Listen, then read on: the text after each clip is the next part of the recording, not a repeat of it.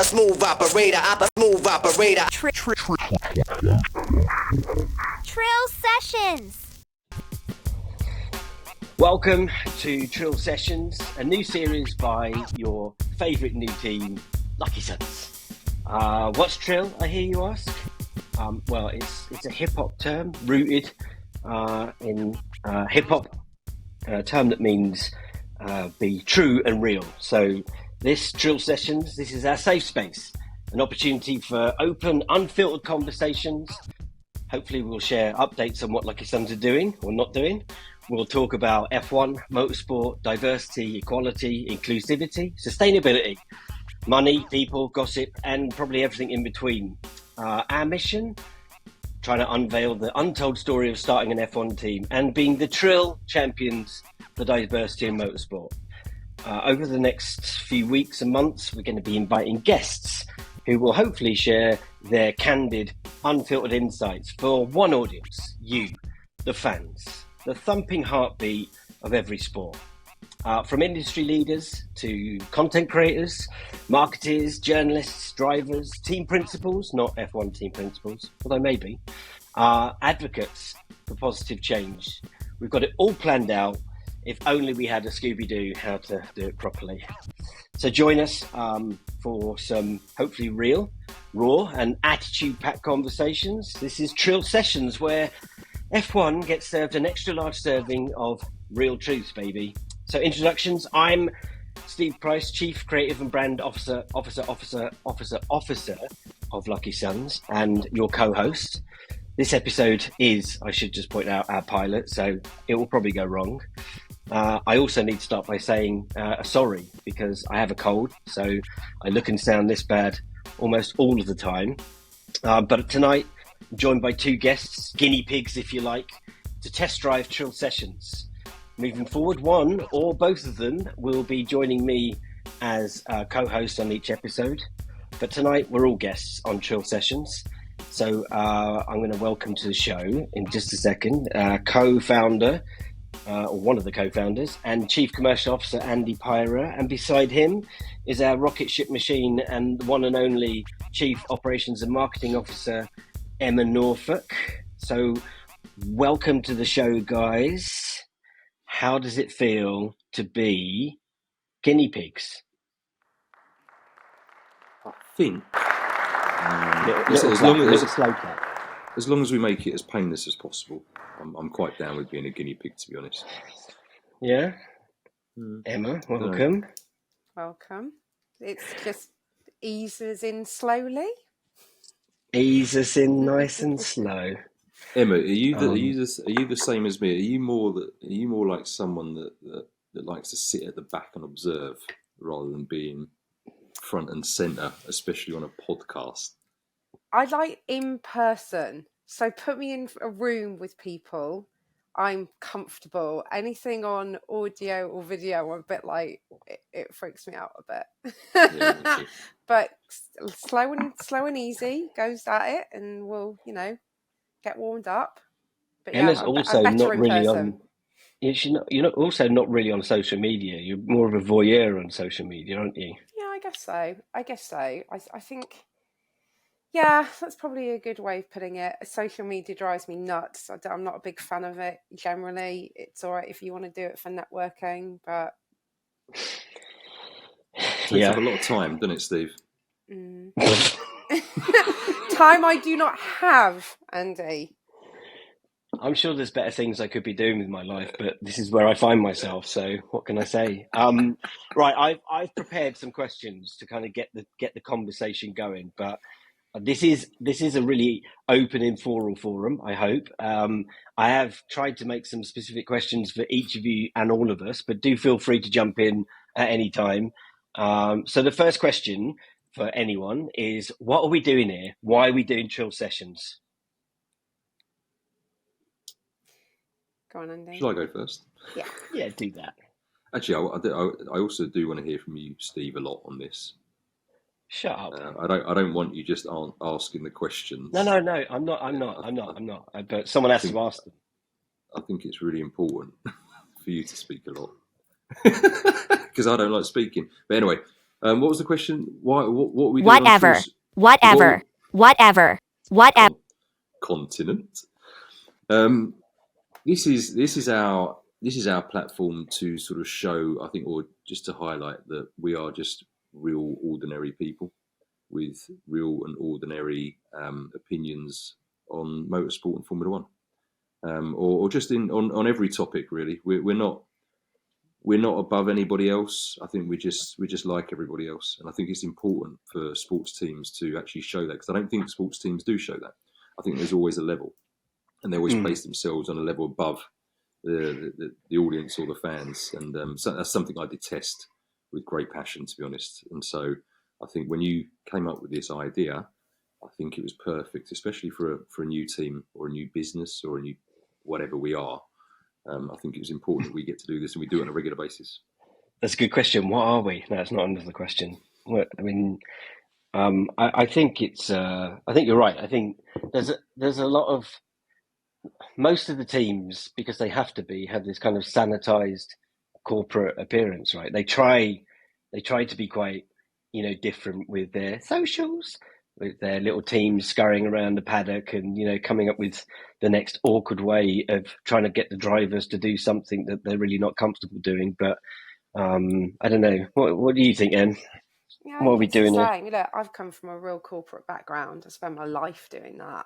And it's very much orchestrated. You know what you should say and what you shouldn't say, and you get chastised if you get it wrong. And it makes it really awkward, and it doesn't feel real. And people don't get to express what they think, how they feel, and really give their opinion. And opinions count across the board, whether you work in the company, you're a fan, however you engage. And I know we just said a minute ago, I hate social media. Cool. I just don't have time to do that kind of stuff. But when we're talking about our message and what we're about and what we're aiming to do and what we will do, that's why it's important that we're here to understand. And again, what Andy's saying, we're all really normal people. We get shit wrong. We're not perfect, but we have passion, we have drive, and what we want to do is really important, not just for us in LKYSUNZ at the moment, but a massive global audience. So yeah, I hate doing videos, but I will do it because it is really important. Yeah, I also think that we've spent such a long time. Well, Andy and I have probably been talking about this for about a year. Emma, you about the last 8 months. Before that, Andy, Benjamin, and Paul have been doing this for between 4, 5, 6 years. And I think since the start of the year, since we actually got the green light from the FIA to apply, we've gone through periods where we didn't want to say anything and couldn't say anything.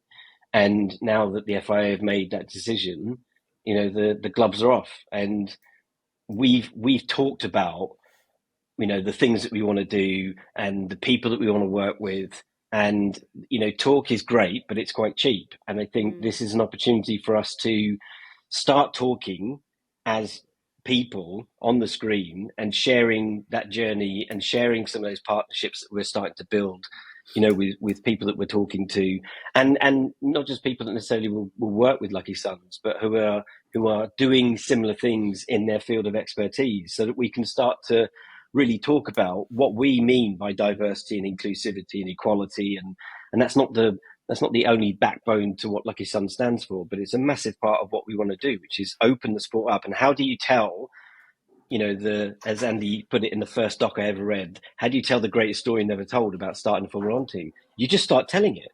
You just start talking about it in as candid way as we can. But go back to what you were saying a minute ago about the teams, that what they put out there at the moment, it's really sanitized.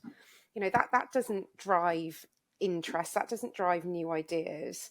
It's just regurgitating the same stuff.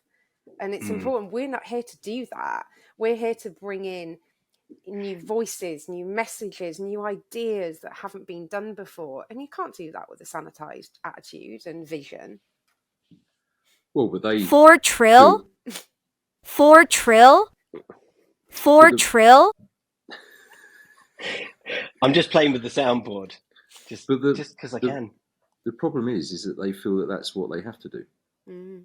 Yeah, and that's a real problem Yes. because, you know, once you sort of go down that road of always constantly looking over your shoulder in terms of what's my boss going to think, what's this sponsor going to think? Yeah, are we going to get a phone call from a sponsor telling us to take that video down or take that caption down or whatever? You know, you're sort of leading yourself down a really dangerous path of just being very, very boring. And I'm as much as all three of us like to speak our mind, I'm very keen on this not just to become a platform for us to shit on Formula One or shit on Formula One teams. And it's going to be really difficult to do that because we are very opinionated as a team and we are completely different in terms of our approach and tonally as the other teams. You know, they're lucky, they're teams. You know, we're not a team at the moment. And so it would be very easy for us to sort of constantly try and give them a slap in the face through jealousy or whatever. But it's not. It's just, I think it's just three people. No. It's just three people with genuine opinions on how something should be conducted or how a sports team should conduct themselves. And sanitize is the perfect description. You know, it's all very sanitized. It's all very same old. And that's really boring because when you create things, when you create the same stuff that everybody else is doing, you're not, you know, you're not getting any kind of emotion from somebody because they've seen it a million times before, and that's really fucking boring. But also talk about audiences. If it's the same sanitized view, how are you enlarging that audience? How are you engaging with new people? You're not. Yeah. I mean, there's a raft of. I mean, I think even if every episode was just us three, I mean, that would get dull as dishwater really quickly. But What are you saying about Andy?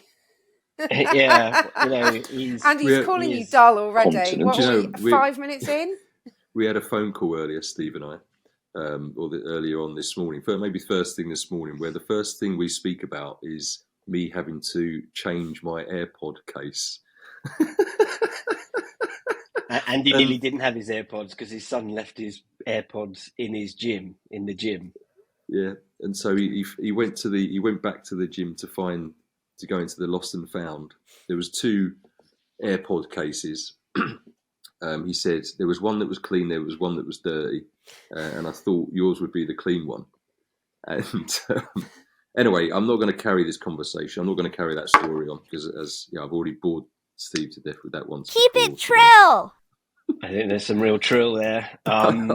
This is real life. No, this is real life. It is real life shit. You know, kids are annoying. There we go. You heard it here first. No, I think it would be boring if it was just us three, and that's why some of the guests that we've got lined up. This isn't going to be a series where we're going to come on once a week or however often we manage to do it and shit on Formula One, because I'm a fan of Formula One. I could moan about certain aspects of it. Of course I could, but ultimately, without going too much into it right off the top, Formula One has come on leaps and bounds, and particularly since Liberty Media taken over. You know, whether you love or hate every aspect of it, it doesn't. You know, of course, it's not perfect. It's a huge, huge operation, and actually, you know, given what they managed to do and the teams, I'm full of admiration for a lot of it. I don't have a grudge against Formula One. This isn't a series to come on and go, Formula One shit, we're way better. No, we're underdogs trying to get into the pen. What this is an opportunity to talk to people, whether it's content creators like the likes of Quick Stop F1 who are going to come on, or, you know, people who are already in motorsport, but are kind of, you know, setting an example of you know, what can lead from hard work. I mean, we've got Eve Hewitt, who runs Radio Le Mans, that's going to come on and join us to really talk about motorsport as a wider sector and the people that work in it and how it's changed and how it can evolve and how it can get better. And like any organisation, Formula One is you know, riding a crest at the moment of its own success, and of course there's ways it can improve. And we're not saying we're the answer to all of those problems, but we can, as a team and as an entity, as a group of people willing to do things a bit differently, bring a new audience and bring, you know, new people and new talent to the sport. And I think that's what this is about. This is about talking about that, but it's not about us. It's about our guests. And for today, it's us. So we have to just get on with it. What was it I was going to ask? Well, this question. Okay, so this is kind of two questions in one. But it sounds like one question, but it's two. So who is important to LKYSUNZ, and who is LKYSUNZ important to? Well, how would I describe that? Okay, all right. So we're recording the week after the Las Vegas Grand Prix. So what I will say is that we're not necessarily for the people that were lauding it up in hospitality areas, dancing to some really pony house music in a really sort of flashy beer tent, taking selfies of the background and their VIP passes. Right, I think we exist for the people that were trying to peek through holes in barriers, trying to get a glimpse of the track. You know, the literally the not the man on the street, the fan on the street. The sort of just the life, just the bread and butter of all sport, just the bread and butter of all business. The people that really give a shit, that really saved up their money to go and buy a pass, buy a ticket, and just go and see some action at a Formula One event, and because they're the real people, right? They're the ones that are cheering for certain teams. They're the ones that are cheering for certain drivers, and I'd like to think that LKYSUNZ represents them. I agree. Is that it? All right. So is it because I think you're right, but I think you said something the other day in the session that we did on Spaces about, you're not a fan of VIP areas or, red carpets or, roped off areas. And I remember when we were first talking about LKYSUNZ, it was how do we break those barriers down? Not physically, you can't like knock the barriers down at the side of the racetrack, but it's definitely for LKYSUNZ is, whether it's artists that we want to work with in the future, or merchandise, or even drivers or talent that we bring in to the fold in terms of content. It's working with people, and I think we've started as we mean to go on. We're already working with people that aren't the usual typical choice, in terms of when we did the Quick Stop F1 interview, or the stuff that we've been doing on Twitter Spaces, because those are the people that actually really care about the sport, and that's what LKYSUNZ cares about. We just want to kind of expand that. But is it different then for who is LKYSUNZ important to? Like if you think from a commercial aspect, or from a talent aspect. I mean, I guess Asia and Africa is different. No, it's the same thing. The answer to that question is the same, isn't it? By looking at that diverse section of the population globally, and who we want to attract in terms of our fans, that goes to all of it. That goes to, the partners and the sponsors we want to work with, that want to attract those people, because those people have still got money to spend and to do stuff, and the talent we bring as well. It's the people that feel that they can't get into this sport because of their background or whatever it is about them as a human being, that they feel that it's not accessible to them. So surely it's got to be the same, right? Yeah, I mean, I think hopefully we will be important to, all of those underrepresented people and communities, and schools and universities and places that we want to go and embed on the ground our academies, that will, be linked to and work with the schools, colleges and universities to actually create, a comprehensive educational program that covers that spectrum of motorsport, so that people who are, anyone who's, I don't know, in Africa, I mean, it's a huge continent, but, whether it's in Ghana or Zimbabwe or wherever it might be, Indonesia or Thailand, we've said all along, and we'll keep repeating it until someone listens properly. But I think people in those countries don't have. I think Yeah. it's the awareness. I think it's actually more than that. It's not, yes, to have that in terms of that foundational layer to get people into it, but it's getting people aware that, do you know you can? Because it Yeah, might not even be exactly. on your radar. You know, I just think about myself in business and what I've done. There's so many things when I look back on my life, I go, oh, really? I could have done that. That could have been an opportunity for me, because I just wasn't aware. It's not communicated to. It doesn't go down to those layers or those individuals. And that's just me talking as a For female. Trill? Are you going to say something, Andy? He looks like he's frozen. He looks really cold, doesn't he? I know. I think he's definitely frozen. Excellent. Has he like run out of steam? Well, we'll carry on, because he looks really awkward. He looks angry. Actually, he looks like he's about. He does. He He does. looks Where's he really gone? I don't know. He looks angry. That's a scary face. No, did I There he is, freeze? he's Are you back. talking about me? Yeah, I froze there, didn't I? He's I back. was- Yeah. He's a bit pixelated, but he's back. Put the heating on. I was just saying, I told the kids to turn their Wi-Fi's off, just in case it slowed my connection down. So I don't really know what I missed out there, Emma. But you were making a hell of a lot of sense. You know, I think, The bit I think you might have missed was talking about it's not being aware, Andy.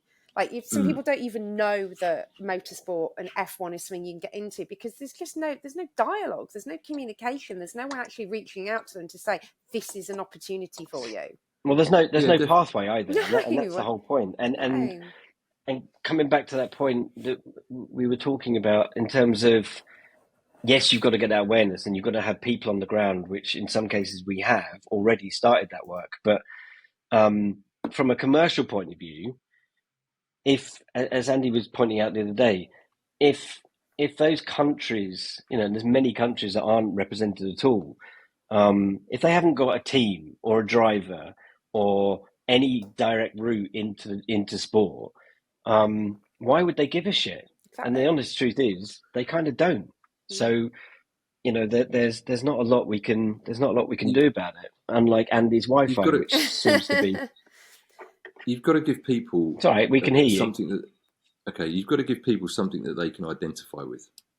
And at the moment, it's very difficult for people across 80% of the world to identify with the Formula One team, for them to really support. Of course, people are always going to support teams like Red Bull and Ferrari. Of course they are. They're, or Mercedes. But when it comes really down to it, can they really do they really have a connection with those teams? Unlike my Wi-Fi connection right now. It's usually me. I feel much better it's you. The quickest way, or the quickest, maybe the quickest, or the most authentic way, and authentic is a word that I hate to use. Oh, that's good. The most authentic way to do that is to give them a team that they can build and that they can cheer on themselves, because they're actually being a part of that team, building that team. And I always, and it is about awareness. But, LKYSUNZ, I suppose, in a way, we've got our hands tied behind our backs at the moment. So we've got to do whatever we possibly can do. And obviously, this is one way of doing it, the TRILL sessions. Another way is making sure that we sort of have feet in the ground at certain events. And obviously, we're lucky enough to be very pally with the quick stop with the quick stop F1 people, Nyasha and Tandy. And so we get invited to, or not invited, sorry, we like to support their events, which is why when we go to an event, we sit there just like a fan, right? And I won't forget this. Yeah. Is that at the end of their last event in London, I had someone pointing their finger at me saying, "Do not let us down." That was we are rude. all counting on you, and that sort of, and that really sort of that's touching, right? I mean, the finger pointing, that wasn't touching me. It was close, but that's a really touching moment, because that just shows that what we're doing is working. Even if it's one person at a time. If it's one person at a time, I'm good with that right now. Yeah, absolutely. But that's how everything starts in my head. You think big, but you start small, because each individual little tiny thing you do will build. It's just going to take time, and that's okay. and we all accept that. We appreciate that. For something to be good, really good, and have longevity, yeah, so what if our foundation takes us time to do it? Bring it on. You know, go back to the day we found out from the FIA we didn't get the award, right? How did we feel? You know, that I know you're going to ask that in a bit, Steve, but then relate it back to that one person at the end of the quick stop event coming up to you. It's things like that that helps us keep moving, because you do realise no matter how small it might be, it's appreciated and it's working. Absolutely. Which is a really nice segue into this question, because Trill is, as you well know, about being true and real. So here's a Trill question. Andy, you may have to start this one, but we can maybe all chip in. How have we all been since the FIA announcement? And actually moving on from that, where are we at? What can we talk about? Is there anything we can talk about with regards to where LKYSUNZ is at the moment? I want to throw that back onto you two. So I want to know how you've been since the FIA decision, because it's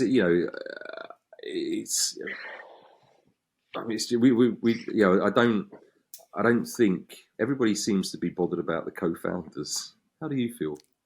You know, in actual fact, you know, you two are as important as anybody, and I'm not sure you guys get posed that question as much as you should. Well, I mean, I don't mind if you go first, Steve, or I don't mind. No, you go first. Right. I'd say frustrated in terms of the process of what we went through. That was kind of one feeling. But honestly, deep down, I don't feel any different. For me, it's just another thing that you just keep going, you dig deep. We know what we want to do, and that passion and that drive is so strong and so powerful that it's just another hill that we've got to climb. It's just another tick box we've got to, you know, put our strategy elsewhere to get to our end goal. So for me, yeah, disappointment and frustration, but yeah, that was all of like 30 seconds, and then it's right, I'm back on it. I am using that adrenaline to go, yeah, it might be the battle that we've lost, but we'll win the war. Absolutely. Yeah, I mean, personally, I was a bit like, What the actual fuck? And then I don't know, it was like a really short grieving period. You know, you just like, I spent months and months and months. I wouldn't let Andy talk about it in a certain way. I wouldn't talk to anyone about considering us actually winning the license, because I guess I'm an optimistic cynic pessimist. So, you know, having run my own design and branding agency for 23 years, I have had my fair share of knockbacks, probably more than I have ups. But the highs make the lows almost like disappear. And you know, I think I personally you kind of, as Emma said, you kind of turn that into your energy source, right? So you know, where we were being quite cautious and careful with not really rocking any boats, and we haven't really rocked the boat since we found out anyway, but at least we're able now to be more vocal, to start putting a bit of a stake in the ground. And yeah, like as my old friend Dolphus Ramsaw said, like, it's always one fan at a time, and that's okay for now. You know, it's about establishing what we stand for, giving LKYSUNZ a bit of a kind of a voice, and carrying on, because we are doing stuff in the background. We are working on lots of different potential options, and any one of them could land, right? And we've got to be ready to kind of hit the ground running. So it's another reason for doing this. There's no point us talking about, oh, how do we tell the great story untold? Oh, we'll wait for Amazon to come and offer us a series. Fuck that. We'll make our own. This is the start of it. You know, we've all been, probably none of you have been recording the videos that I kept telling you to constantly do, because that is telling the story. When we get to actually be a team in whichever series, and hopefully Formula One, that's where we get to actually start making those mixtapes and sharing that kind of content, because nobody. You and I both know, Andy, from doing some of the things we've been doing, especially on the Twitter Spaces thing. Just the fact that they felt they had access to us and we were being quite candid and normal. Like you're not going to get a Rodin Carlin appearing on that, or I guess Zach Brown might have done it if he was where we are now when he first started. He might have done it, but it's deeply, deeply frustrating because on a personal level, I feel like I spent the last 25 years working. I never knew what I really wanted to do. I knew that I loved design, but this is an opportunity, is what I felt like I've spent the last 25 years working towards. I've got something I can actually pour everything I know and love into doing something that the other side of that coin is, if we never get to do it properly, there's how many tens of thousands of people whose lives we won't be able to affect in a positive way. And that would be the biggest crime in this, is the opportunity that won't be created for those people, because nobody at the moment or since or after us is going to give a shit as much as we have. Andy, before you talk, one thing I will say, what it did make me realise as well is that we won't give up. And again, going back to what both of you two have said in the past, is that this isn't just about us. This is about millions of people, of what we are trying to represent on their behalf. So it does make you dig deeper. And from a personal experience, being a female in the industries I've worked in, I've always had knockbacks. I've always had to go above and beyond to prove myself. So it's really familiar for me to get wasn't good enough this time, but so it's the same old rhetoric in my head. You keep going. If you believe in something, you don't stop. Yeah. I think I'm still in that. For Trill? To be honest. You still are? I think I'm still in that grieving. Yeah, I think so, yeah.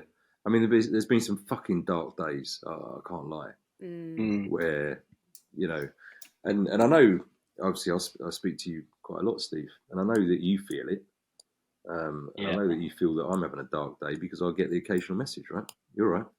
Yeah. Or, and sort of, I suppose, in some ways, you're my Jaeger bomb, Steve. You know that moment. You know that moment when you go into a bar, you just think, you know what, I just need to dial this night up to an 11, and it's like, Jaeger bomb, please, sir. It's like, whoosh, and all of a sudden, 5 minutes later, you're absolutely flying.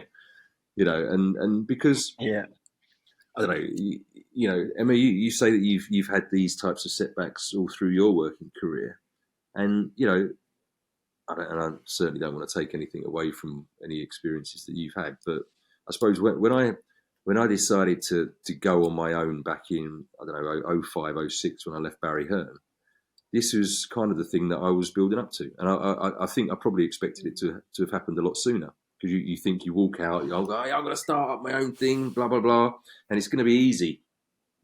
15 years later, I'm still trying to fucking do it. And to get that close, whereby finally somebody's willing to drop $1 billion on an idea that you've been a part of, and then you've got these guys, these sort of career politicians, that's the only way to describe them, to then decide You're being very that polite in your they description, don't agree. Andy, as well. They don't agree. Sorry? I said you're being really polite in your description. They don't agree. They don't agree. What these people that are willing to drop $1 billion, they don't agree with that. And for me, that's a real problem, because the decisions that will affect many are always made by the few, and those few that are making that decision aren't always up to the job. And so sort of to have that taken away from me, especially when I was only working, I might have been trying to do this for 15 years, but I've only been working on the F1 project for 4 years. That's 4 years, of essentially, as much as, we can talk about, it's an education, you learn, you brush yourself off, and you get back up, and it's really fucking difficult some days, and I think I will continue to grieve until I'm on that grid.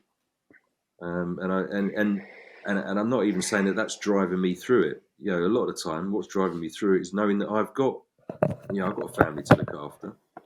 I've got Steve, who's been working towards this for this is the type of role that he's wanted for 25 years. And Emma, you've had your problems throughout your entire career. Those are the types of things that I can't sort of just suddenly think, well, fuck this, I'm going to fuck off and go and work in a normal 9 to 5, because it's really difficult to do that when you've sort of got such lofty ambitions. Yeah, absolutely. So, and not to depress you, but I haven't taken it well at all. No. 4 years is only 1,460 days, so it's not that many days, is it? Sorry about that. I don't know whether you heard outside. The two dogs were having a massive fight and they were screaming, so I've had to open the door. No. Yeah. So the next question, I'm going to move it on a little bit because I think we don't need to dwell on that shit because we've got past it, kind of. There's kind of 4 parts to this question. It's for both of you, but I'll start with Andy because for anyone that hasn't heard us talking about this before and has somehow stumbled on the YouTube channel that we're now on, if you haven't heard any of our previous content that we did with Quick Stop F1 or with Baxter and Cameron, and you chose Lucky Sun's name. That's LKYSUNZ from a long list which I actually found today on our Google Drive.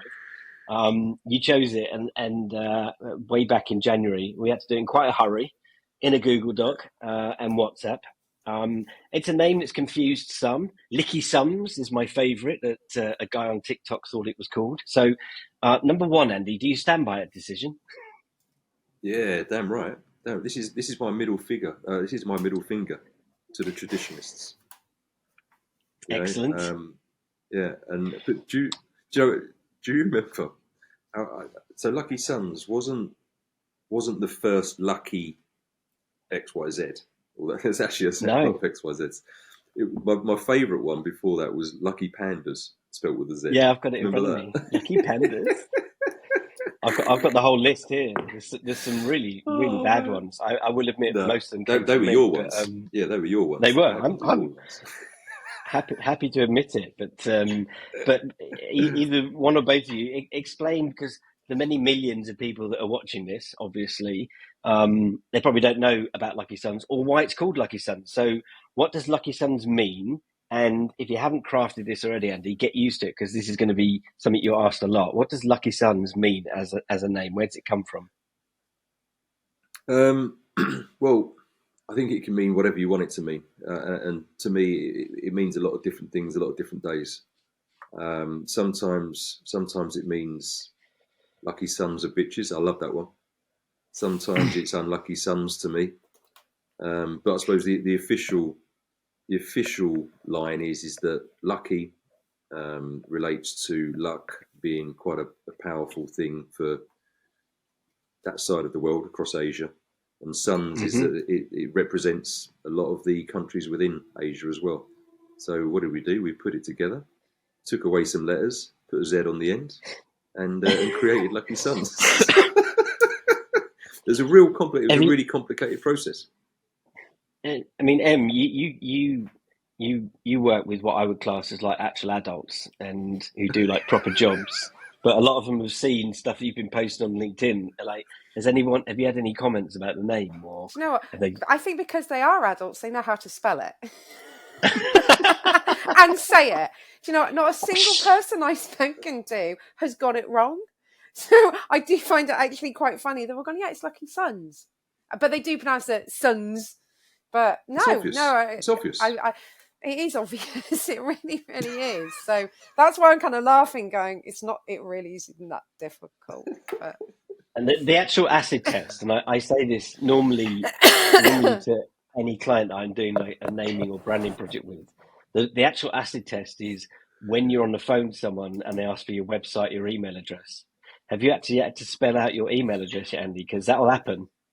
Yeah, I've had 46 years of having to spell out my email. Well, no, actually not 46 years because it hasn't been around. No, with your ever since ever since the internet was founded, or emails were founded, I've had to spell out my surname every time.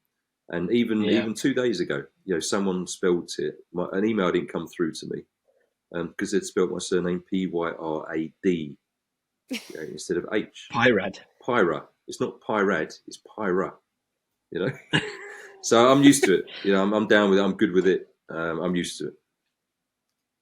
So are you sure? I just do it automatically anyway, just to make sure people don't get it wrong. It just becomes a bit of a habit. You just say it. Yeah. It does get a bit grating after a while though. But are you sure? This is the fourth part of this question, because obviously there's lots of people with opinions out there.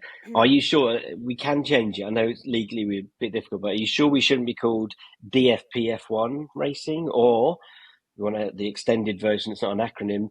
Duran Fleming Pirate F1 with little go faster stripes on the cars and stuff. Are you sure?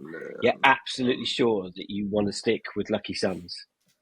Yeah, if it was that way, then I think it becomes about me, Paul and Benjamin, and it's not about me, Paul and Benjamin. Absolutely. Yeah, and again, it's my two middle fingers. Where are they? There to the traditionalists. It's cool. Let's get a team. From the very first moment, you want to be feeling a certain type of energy. I want people to be feeling a certain type of energy as soon as they hear the name Lucky Suns. It's like, what the fuck? I'd rather it be, what the fuck? To humdrum.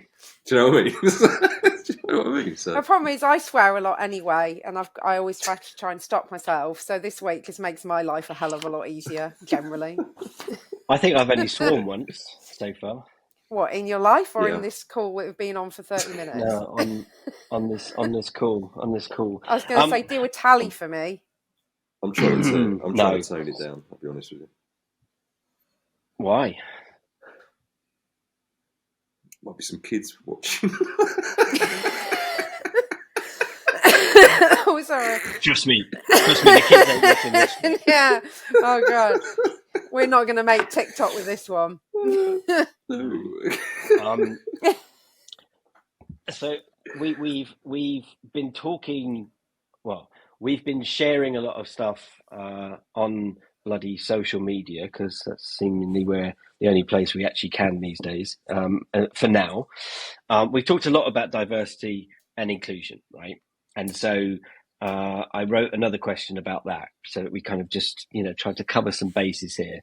And this one really relates mainly to when we're up and running, right? When Lucky Suns is a real entity, what are, because we have to assume that no one's ever heard of us, okay? Although we think we put lots of stuff out there, we aren't necessarily getting in front of lots of people. So what are Lucky Suns currently working on to promote diversity and inclusion within motorsport and Formula One once we're up and running?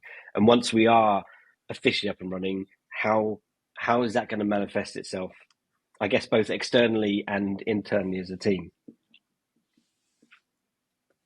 So you mean how we just promote it, or what we're actually going to do to actually make it happen? Because again, talk is cheap. It's what are we going to do to make it? Yeah, what are we going to do to make it happen? Can I answer it in a slightly different way? You can do it whichever way you like. This is TRILL Sessions, baby. So when we're looking to let's talk about people that will work with us, okay? It's not about, gender, race, ethnicity. It's about talent. It's about talent and what you bring and your ideas.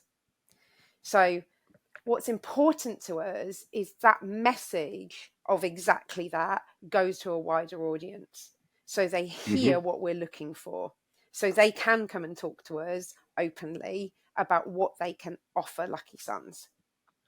And you will only be judged on your talent, what you can do and what you can deliver, and have that drive and that passion. You might not have the right experience, but sometimes experience isn't everything. Drive and passion and ideas is more, and can be much more. That absolute need and hunger is, for me, what Lucky Suns will promote, and finding those people. I think experience is massively overrated. Yeah. because I think experience means that you've done a lot of jobs, you've been taught a lot, you've been educated in a certain way. So have you had the life of you sucked out? And do you know what I mean? I'd rather, do you know what? So I would say, and I'm just trying to relate it to where I was living at the time. So we're probably talking about 2009, 2010. I used to get a knock on the door quite a lot. You open the door. It's one of these guys that has just come out of prison and he's selling you toiletries. From his bag. He's selling dusters, and exactly. And he goes through the spiel, and I always used to think to myself, "Fucking hats off to you, mate. This is a horrible job to be doing, but you know, you're doing it." And I always thought to myself, that's the type of person, because I think back then I probably just started working within Formula One anyway. And I just started thinking, if this business ever takes off, you're the type of character that I want to be working with. Yeah. Because you've got the drive, you've got the get up, and you've got the chat as well. You know, the chat is important. But you've also got balls to go and knock on random people's doors and try and sell them 5 feather dusters for 20 quid, because you know every 20 quid you sell, you get a couple of quid commission.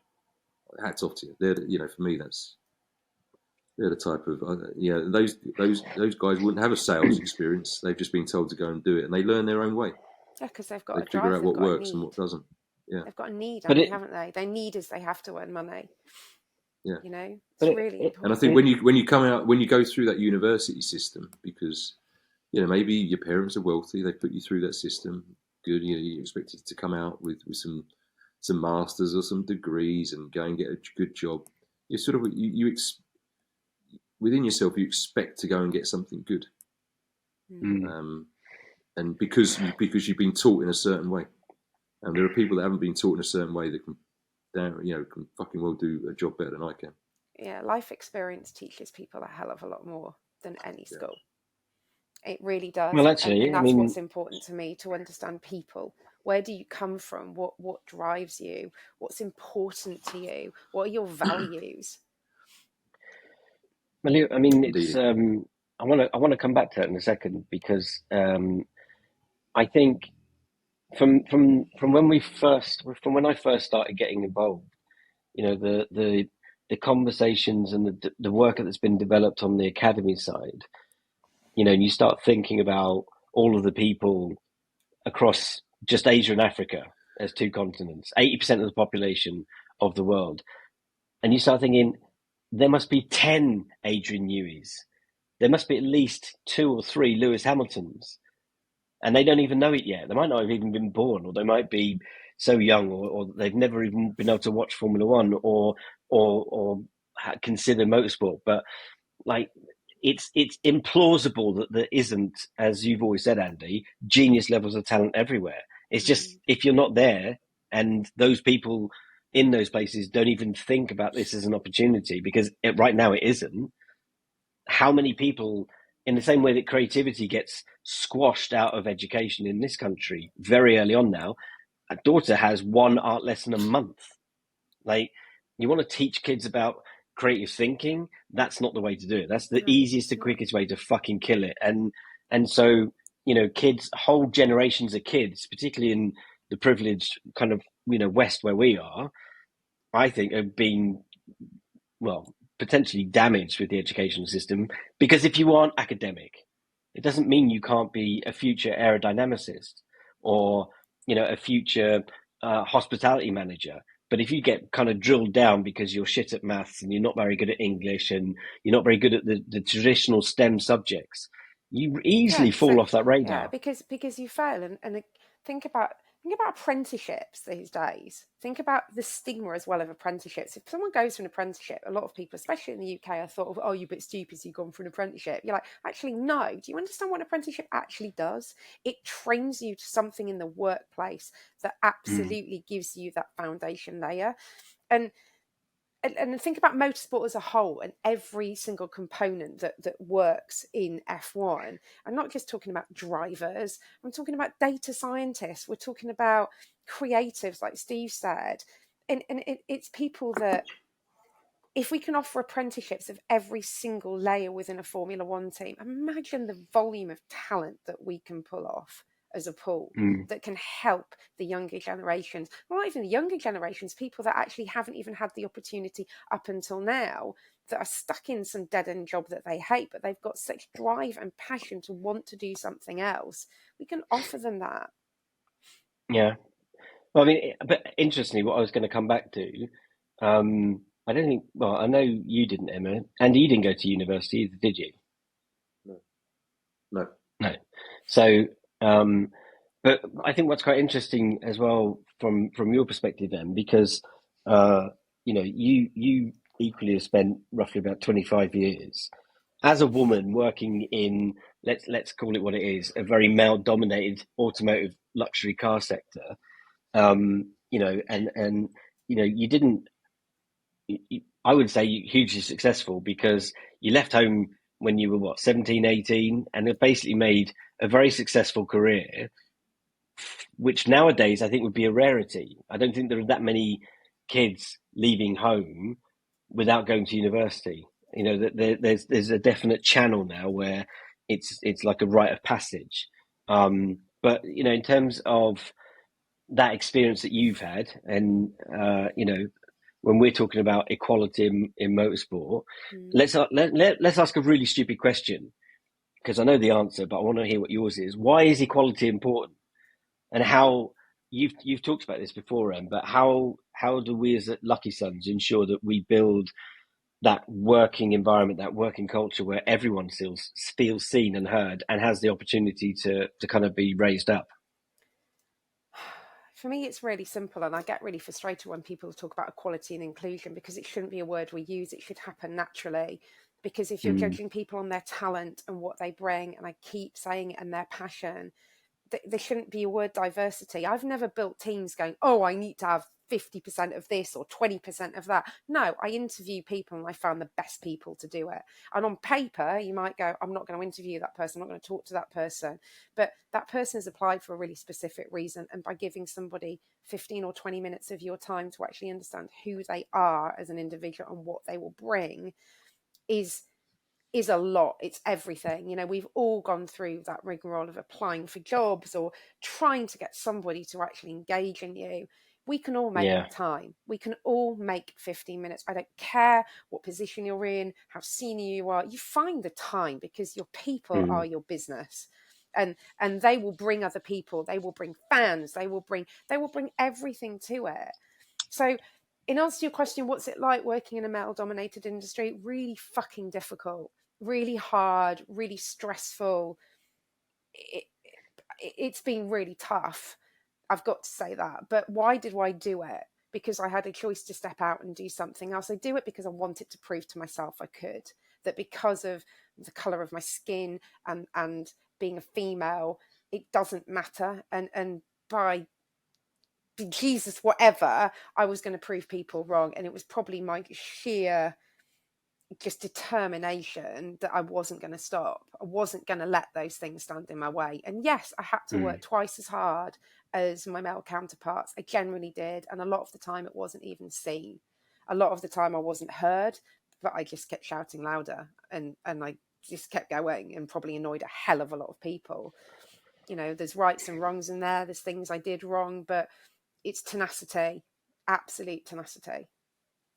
But I think it's also a really important point you made as well about, meeting people face to face and making some time to kind of have that one-to-one conversation with them. And it's the way, I'm not exactly sure, how our academies will work and how we'll bring that talent in and enroll them. But one way you do it is because they're not going to have experience, right? No. Because we're not expecting them to. But there's something, there's a spark. You can spend 5 minutes with someone and you know that they've just got that drive and that interest and that passion to do something. or a need. And this is really Yeah. important. Sometimes if people have a very specific need and that need drives that passion, that's as equally as important.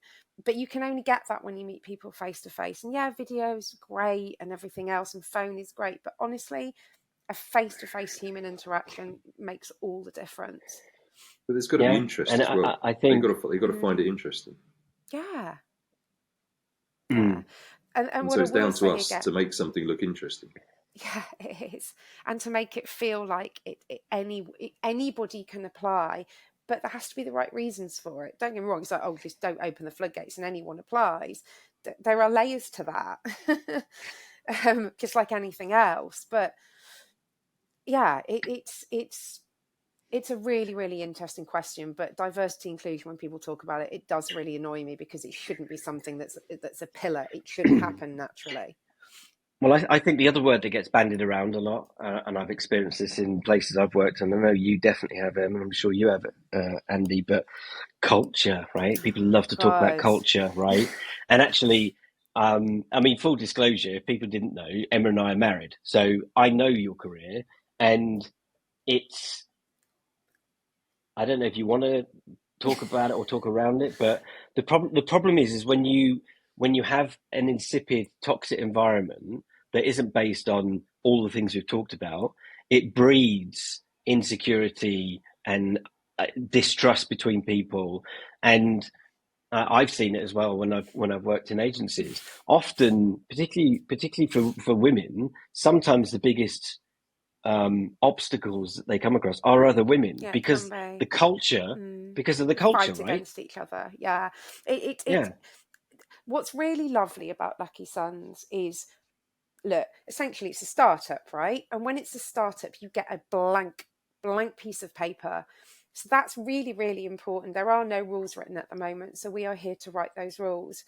And yeah, I've got 25 years experience, whoop-de-doo. But I've made a lot of mistakes in 25 years, and I've also had some really shitty things happen to me by some really shitty people. And that's what I will bring to this with that blank sheet of paper. You know, how many times have I used to sit in rooms where we go, oh, we're all part of one family. What? So family, all families are absolutely fucked up and none of them get on, they fight and argue. Brilliant. If you want to start talking about your company as a family, great. It's not. We're not. You know, that's how people align culture. It's how you put those lenses on things. No, we are a great bunch of awesome fucking people that have a goal over there and we're going to reach it. And yeah, we probably will fight and we'll get on and we'll disagree. But yeah, please disagree with me, because that means that you're actually thinking about shit. You're thinking about what we're saying and you're challenging us. And I was always taught in my career, you can't challenge. Why are you challenging me? You know, if that's what you say, you can't say that, Emma. Sorry, I've just got to agree with you. Well, Okay. Andy said yesterday, I think. We've lost Was it Andy yesterday? again. We haven't got a picture anymore. No, I can hear you. I know it was in. Visually it's still there. The video will be there when we do the upload. It's fine. Well, he made a valid point in his Son's Day profile thing that we did about that and it's in writing now and it's online, so it's definitely written in stone. That just because he's a founder doesn't mean he's always right. In fact, I'd say he's probably never right. But. The other thing, and I'll close on this because I will talk for ages about it, is the one thing I will stand by till the day I die is that when you work with people and you lead people, that does come with love, and because what do I mean by that? When you love somebody or you love something, it means that you are open, you are honest, and you are true, and you can have really screaming conversations if you want to with that person to get that, you know, frustration out. But because there is a grounding of honesty, you trust that person. And I don't ever agree to that. When you sit in a room with people, the people that are mean, the people that are really kind of, what's the word I'm looking for? They want to fight with you. They're the stupid people in the room. Yes, thank you. They're the stupid people in the room, because in human evolution, you are taught fight or fly. But we have evolved since caveman days that you don't have to fight, okay? You don't have to fight, you know? And by showing someone that you love and you care for them and you let them in, just means that we're more evolved as human beings. So it's really, really important to me that people understand that it does come from the heart. And yeah, there might be some shitty conversations, but they're just honest. But I'm not going to fight with you or be mean. Yeah, honest conversations, right? They're important. Yeah.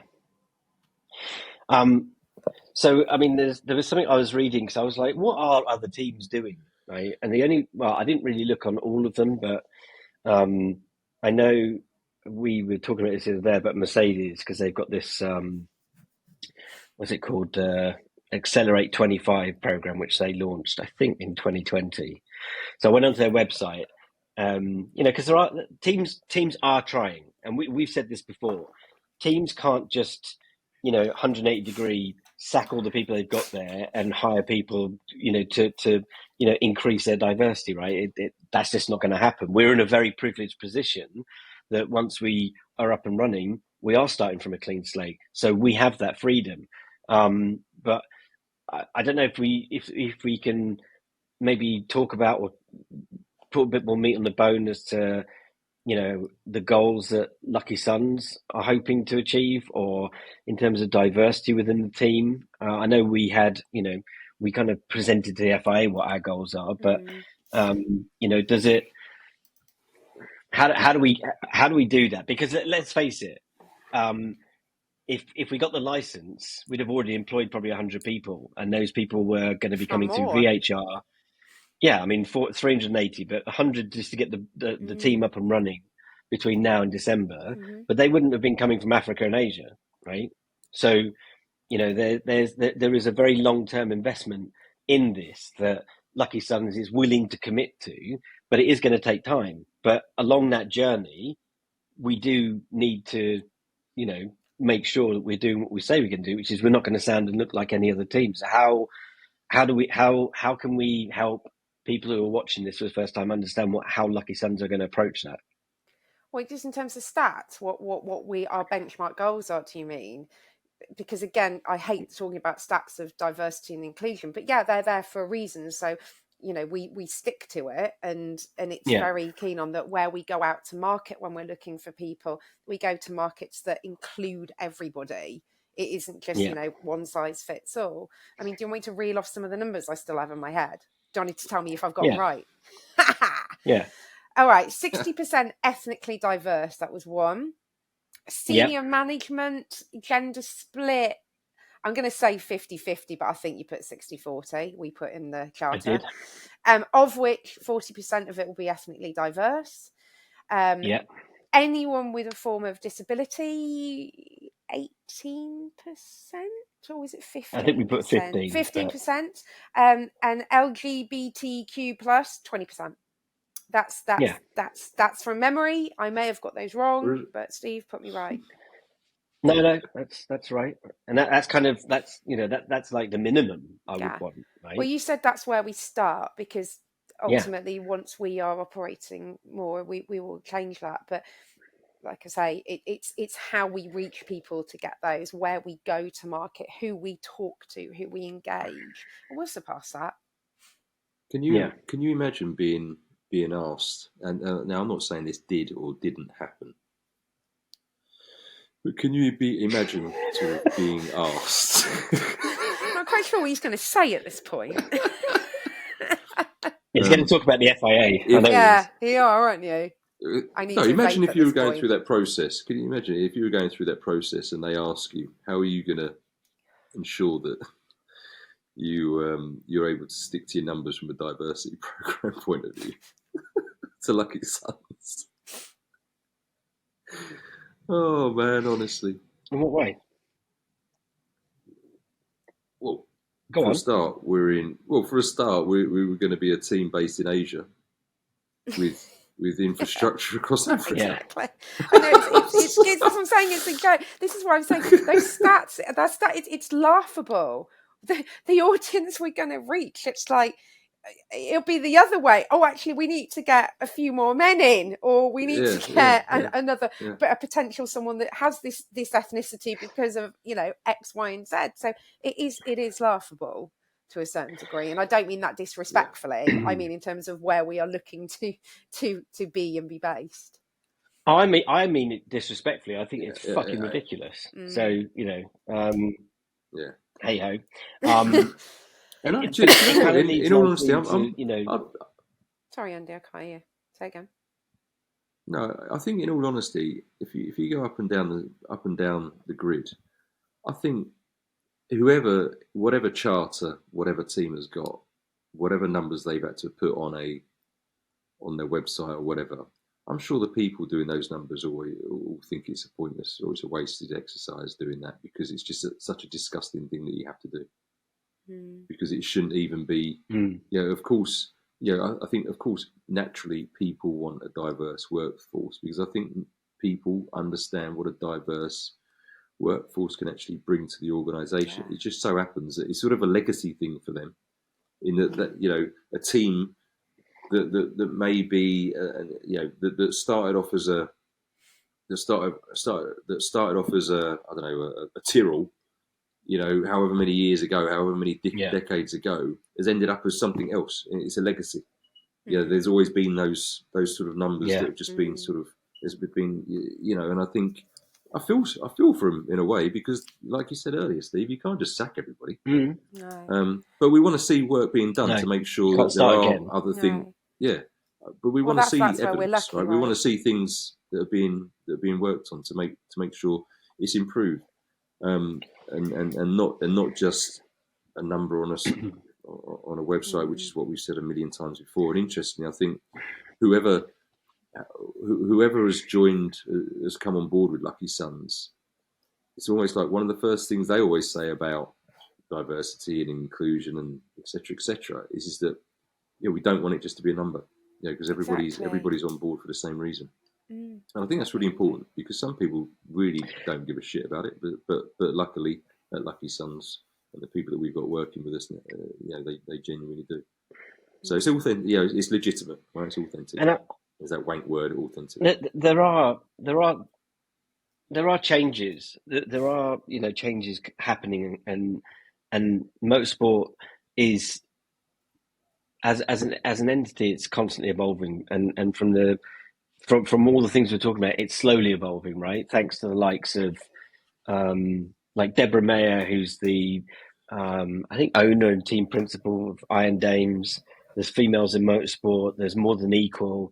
There's individuals like I mentioned earlier. Even obviously like Tandy. There's new content creators. There's new younger female voices. Like there's I think there was a study in the States. I forget which magazine did it. Motorsport magazine.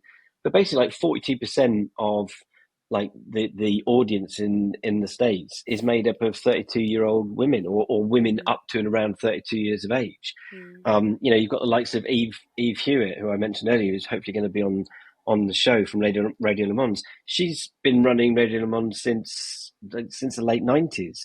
She's the MD of it. And if you're in World Endurance Championship or anything that is in Formula One, Radio Le Mans is a household name, and it's thanks largely to her and the team that she works with. And Sky Sports F1 are doing their thing by bringing, Naomi Schiff in, and Rachel Brooks and Natalie Pinkham taking all turns to kind of run the commentary over the weekend, which never used to happen. Across all sports, women are now more omnipresent, and that's great. It helps to normalize it. Change is happening slowly, but it is happening. But I've got a suggestion. I know that I always said I'd like LKYSUNZ to be the first F1 team to bring a female racing driver, but I also think we should have a female team principal. That's not really a question. It's just a fucking statement. Well, yeah. Well, why not? Well, that's exactly the answer. So that's what it is. That's what it is. It's a statement, right? But what we really want is that this needed to be a conversation again. Why should it be a conversation? It shouldn't be a conversation. Oh, sorry. No. Yeah, absolutely. I think we could talk all night, but I've got a little section. Well, not a little section. I've got a section called Fan Zone, right? So I've been garnering our socials and kind of dedicating this section to fans of F1 and motorsport, like a chance basically to ask and listen to their insight. So I asked them about to give us their thoughts on Vegas Grand Prix and F1 and their experience of F1 in general. So I'm going to read some of these out, and feel free to interject if you have anything you need to say. But Rue, who's on Twitter as RVBIIE, is the person we met at the end of Quickstop, Andy, who we recorded. She wrote to us. We met her at the Quickstop F1 live show. That's what I meant to say. She wrote, "I honestly can't say much because I slept through it, the Vegas Grand Prix. But I feel like next year F1 and Las Vegas hosts need to work with the locals so that the disruption of hosting such a spectacle doesn't affect the local population and the environment isn't so heavily impacted as it was in the last couple of weeks." The F1 diplomat, who's a very charming, wise F1 fan with a very clear and thoroughly rational take on life, he said, "Fair to say, a lot of sentiment was the usual eye roll, and it will be a boring race, but the rich and famous won't care. But how did we feel after the conclusion of the race? In my opinion, the race was one of the best of the season, and drivers seemed to love it too." I know probably neither of you watched the race, but I did. It was actually a good race, considering. Somebody I heard, I think it was Tandy actually, was saying she hates the course. It's a street track. And I think I would rather have a Vegas than a Monaco. I'm not saying don't have Monaco, but actually, if you watch Monaco, if you don't get pole position, you ain't overtaken at Monaco. Whereas at least on these new street tracks, they're massive, wide, and very fast. So anyway, we had Pisces Groove, who we also met, and you might remember we sat next to her. I think her name's Ella. Her Twitter is at ALALALDEALAND. I can't really pronounce that. Alalaland? I can't. She said, "A little better than expected, but still feels like it's not for the fans. Hearing how fans are treated, I wouldn't want to go. There's still room for improvement," which I think we can all agree on. I'm just going to turn my camera off for a minute. Say what? I said I'm just going to turn my camera off for a minute. I need to run downstairs. Okay, go on, Andy. It was year one of Las Vegas. What did you say, Andy? Yeah, absolutely. Yeah, there's plenty of room for improvement, but there's plenty of experience to be gained from it.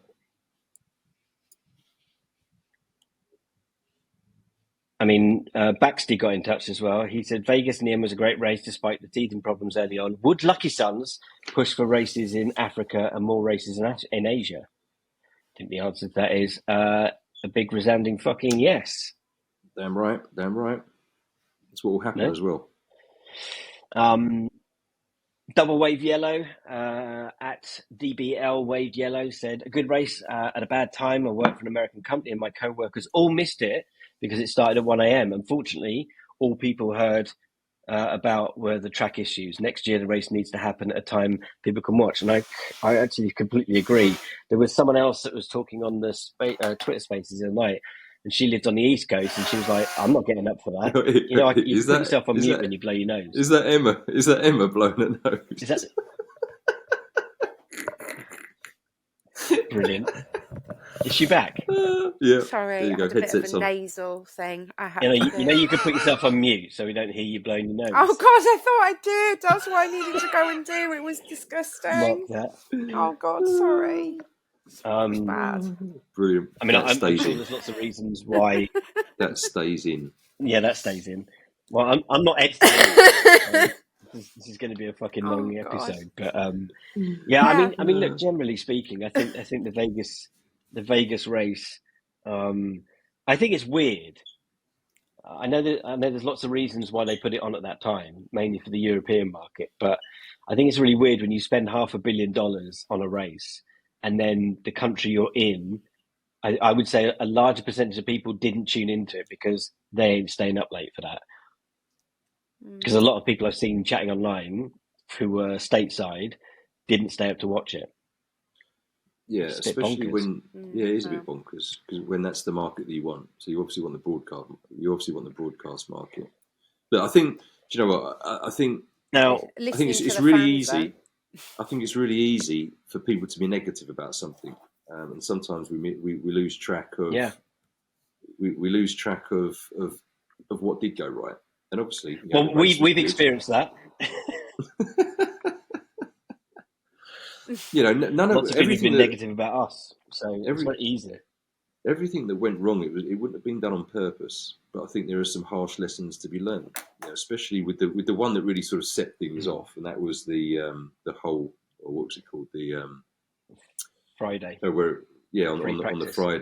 on the Friday and free practice. When something goes wrong on the road and it's really dangerous, maybe just delay the opening ceremony a little bit if you haven't got everything checked out, or if you've had to rush through a few things. I think that's a really silly thing to do, and I'm sure they won't ever do that again. And I'm sure there'll be lots of things that they never do again, and I think that's important because that shows that they're learning as well.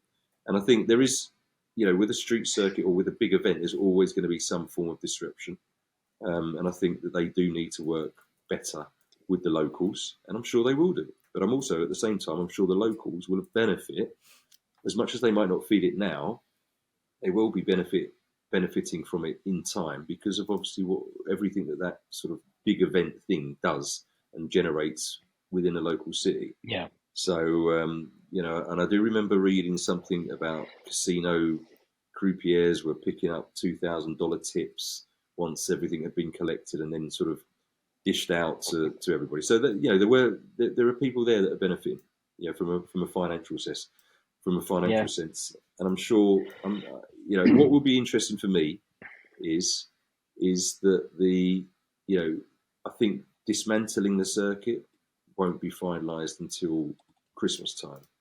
And then when are they rebuilding? Because I know that they started to sort of do certain things in April. April to November is a long time. And I'm sure it only started in April because and how it was a new circuit, and I know how that Singapore fucked is that new circuit's going to be? Exactly, and I'm sure, and I know that Singapore only starts building 3 months out. So, hopefully, year one was just year one, and year two will be different and be better for certain things, including ticket prices for fans. I know you got to jump off him. So there's a question we got from Rory at Rory Talks F1. He said, "I'd like to know your thoughts on how F1 could increase the fan experience. For example, in Las Vegas, there was no support series like F1 Academy beforehand, or in the actual fan zones, the lack of any sim rigs or F1 related content or even educational content. I mean, I don't really care about Formula One because we don't have any say in that, but we've got plenty of ideas about how we're going to do that. Yeah, but, exactly. I do think it is something that, and again, when I'm not criticising Formula One, like you said, Andy, like I can't even actually work out in my head the size of that project to put in Vegas on. And yeah, it's annoying that $100 valve cover, kind of ruin things on a Friday. But there's a lot of work that's obviously gone into the show, and that's great. And the track actually turned out to be a great racing track, made for great racing. But I think a lot of fans, if you listen to fans, and I watch a lot of content now about fans and experience at racetracks, it's the little things, the amount of videos I've seen of fans in the general admission area where by, halfway through Saturday, there's no toilet roll in the toilets. There's no sanitary things for women. They all run out of water, so they can't buy any water. And this happens again and again and again at tracks. It's simple things. Basics that, and it's not like there's free water to go and get. It's really expensive, and then it all runs out, and then there's no toilet roll. LKYSUNZ water fountains. Yeah, hey, and LKYSUNZ I'm pop down up with that. toilet roll, pop up poo sheds. Is that easy to sort? Well, we had loads of. Yeah. Yeah, remember, we had that list of things that we were going to do for Silverstone if we'd have got the money. Ponchos, umbrellas, free tissues, seating, little bum seats, sun cream, toilet roll, all the little things that you need. And I think LKYSUNZ care package. Yeah, and where there are campsites, we've got lots of ideas and plans for that, which will probably get shut down. But let them shut us down. It'll be fun getting shut down. Yeah, think big, start small. You've got to start changing this shit. You've got to start bringing Um, about I think it. Listen to the fans. I What I think we've don't got to, understand is why people don't listen to the fans. Why? because they're listening too much to the Go on, Andy. VIPs. Mm, Yeah, that's the focus. You've got to make the VIP experience as much of an experience as you possibly can. When you put all that focus onto them, the ones that are being given the free tickets, the ones that are being invited by sponsors, the celebrities, etc., that's when you start to lose focus of the actual fan, right? The person that's been supporting a team for the last 30 years or whatever. And I exactly. think sometimes Turned it would up be for quite every good for race. people to put themselves back in the ordinary person's shoe. You know, the people at Formula One, they live a very, very good life. You know, as much as as hard as it is traveling around as part of the Formula One circus, you know, and the great restaurants, the great food, you know, the complimentary tickets to other events, etc., etc. You've got to put yourself back to where you started, and that was you started as a man on the It's a street or a corporate person on bubble, the street. Andy. Yeah, And so you they're in a sort of forget corporate where you bubble. came from, and once you remember where you came from, that's when you'll start to remember the little things that make a difference to the person that's sort of just forked out 250 quid, which might be a quarter of their salary. It might be more, might be less, or whatever. It doesn't matter.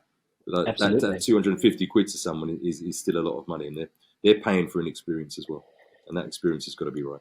Well, it's like the fans that were thrown out on the Friday night, and there were genuine there were reasons for that. I mean, it was 1 o'clock in the morning, etc., and they just didn't have the team of people to marshal the fan areas, right?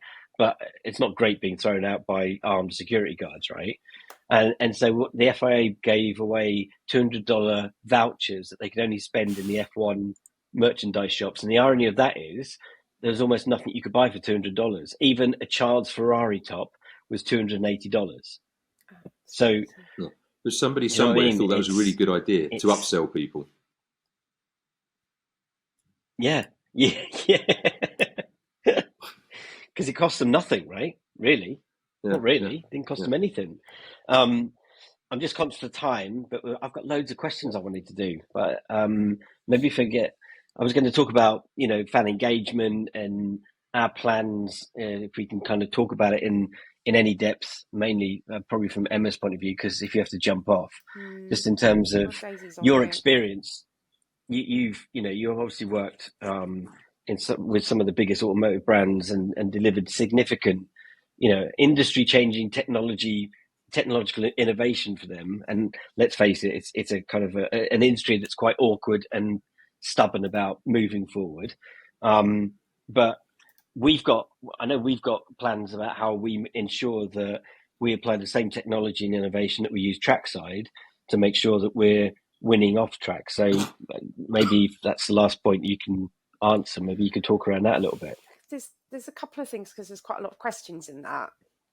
So motoring, automotive or motorsport or manufacturing, there are so many disparate systems. There are so many things that don't connect. There are so many things that where you have built a platform, I don't know, 20 years ago when it still works, that all you do is add on bolt-ons to fix the problem.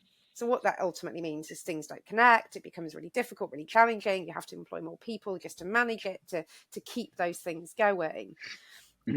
Apply the same to then the people that work in the industry. It's not necessarily that people don't want to change. It's because they can't conceptualize it. Because we talk about the diversity thing, because it's so old and legacy. It's like trying to turn an oil tanker on a sixpence. Now that's really, really difficult, and so you have to break it down into two component parts. So if you talk about the people, well, you start as you mean to go on. That's one thing. But when you talk about technologies and connecting, you always have to have a single source of the truth. If you have a single source of the truth, be that your customer data or your sponsor data or your products that when you're building a car, that's where you start, and you have everything else connected into that. So that's kind of what we'll bring. And it just throughout this whole industry, it is siloed and it's disparate. And I really feel for the current teams, and I feel for the manufacturers, because they have such a difficult job in actually making this stuff work, that we would be very lucky, because again, we've got that clean sheet of paper that we can build as we mean to go on. So I guess that's kind of a simple way of explaining it. But yeah, I do feel sorry for the current teams that are operating, because it is challenging. Just to jump in there, we won't necessarily have a clean slate, will we? Unless we go for a new team again in a couple of years' time, if that shit show gets sorted out. Good point, Andy. Our other option is to go and purchase an existing team. Correct. So let me slightly change that response then. One of the big challenges that automotive and manufacturing and motoring have is dealing with transformation and change. And the first thing I'll say to you about that is there is a human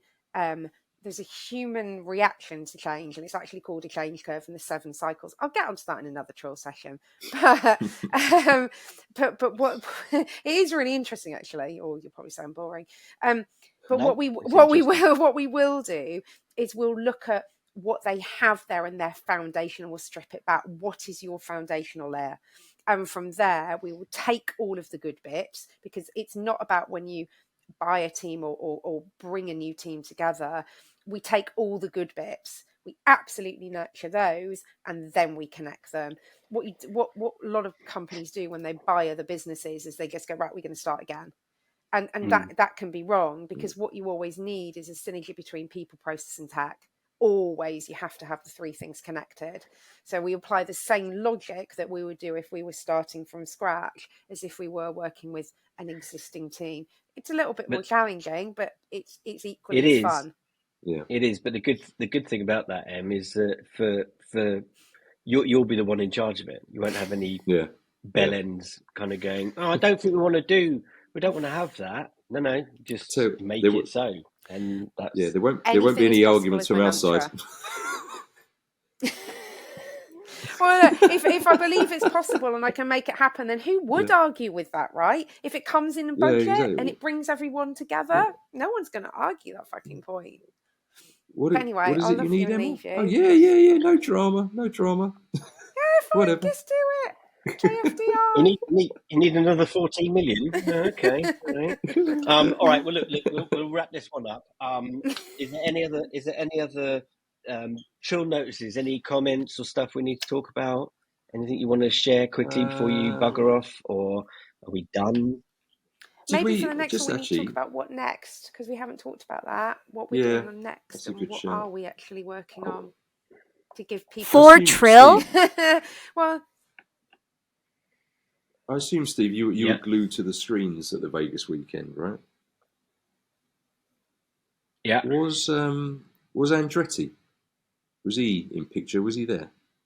Nope. I think I even tweeted, I was like, where? I didn't see Dominicali either until. But were they there and you didn't see them on screen? I don't know if they were there, but they weren't. I assumed that Andretti was going to make himself, very, very visible, but he wasn't. So I'm assuming that they were in the back room trying to get Dominicali around the table. Because I didn't see Dominicali until the national anthem. Did they post anything, Steve, over the course of the race? I don't know. I don't follow Andretti. It's too painful. Maybe I should. No, I can stalk him. Look, I've got a lot of respect for the Andretti global team and Mario Andretti and his son and what they do. I don't have a problem with Andretti. It's not their problem that we didn't get the license. But it is a bit too painful. It's a little bit touchy. But yeah, so good. Awesome. I've got a little message. Go on. Just a little message that we've got to play. I think you have to do this on YouTube's. Like, subscribe, be lucky. We are LKYSUNZ. Whatever. Keep it TRILL. Don't you have to do that as well? Like. Oh yeah, Like, subscribe, be lucky. We are Lucky Sons. I'm Whatever. I'm going to pretend I heard and saw all of do that. something. You know? All right, mic drop out the room, or headphone drop out the room. Oh, actually, I've got a mic drop one. Hang on a minute. Mic drop, boom. And that, as they say, is that. Bye. Be lucky. Yeah, lucky Keep it later. You going to say bye, Andy? Oh, sorry. I just saw so I thought your screens had gone. Bye. Bye.